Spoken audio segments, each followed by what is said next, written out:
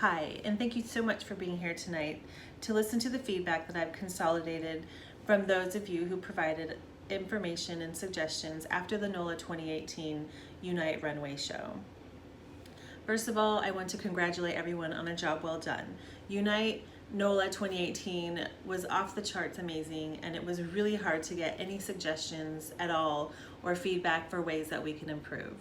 However, I did push some people a little bit so that we could make every event even better than the last one.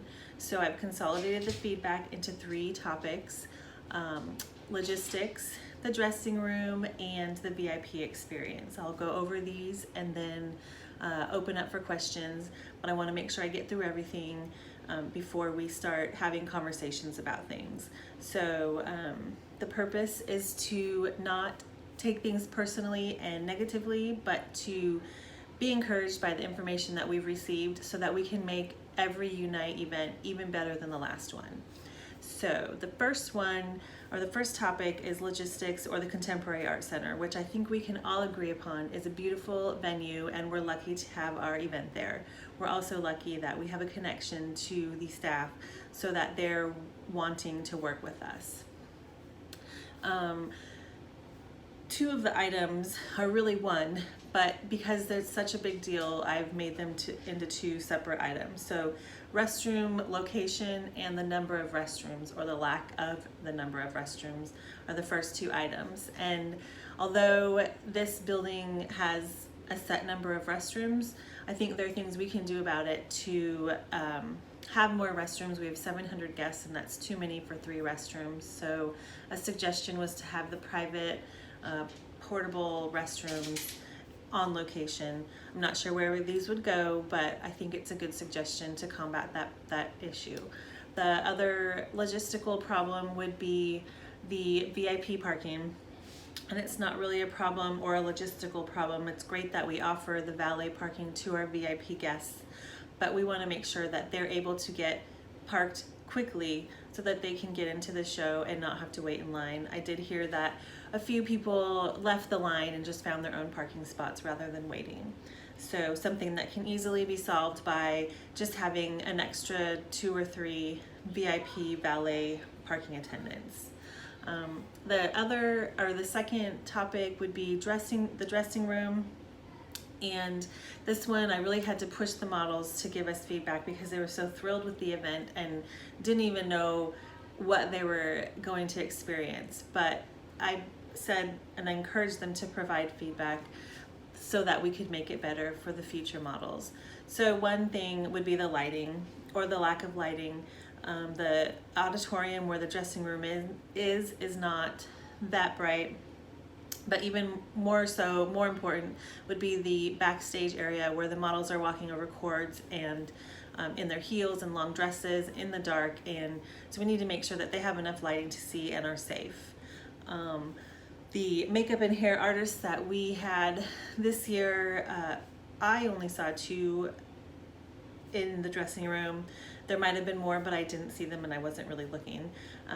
But 2 for the alum and the current class models is not enough, and even though the alum are not supposed to expect makeup and hair, even if we just only had 2 for the models, it wouldn't be enough. So we need to make sure we have more, and then also have a place for them to be. So I saw them in the dressing room, the alum dressing room, and they really need to be in the alum dressing room for the alums and in the model dressing room for the models. So the models said they were a little bit worried. They thought they were going to have touch-ups and they weren't able to get them.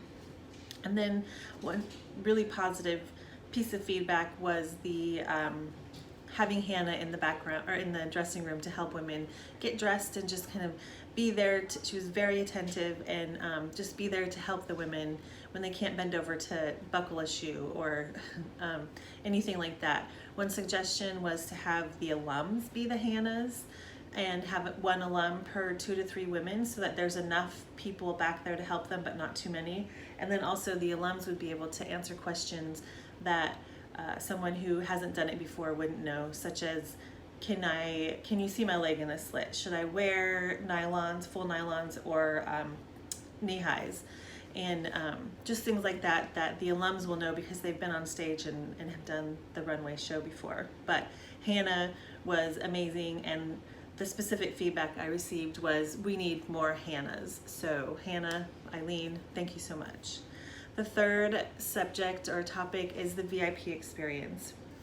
Everybody loves the VIP experience, and if you haven't been to one before and been a VIP, or people weren't really complaining about this, but I think adding signage to the VIP area in the party area, not necessarily the seating, would combat a few issues of who's VIP, who should be in there, and letting people know that if you're not VIP, this is not the section for you. So just a VIP signage above the tent.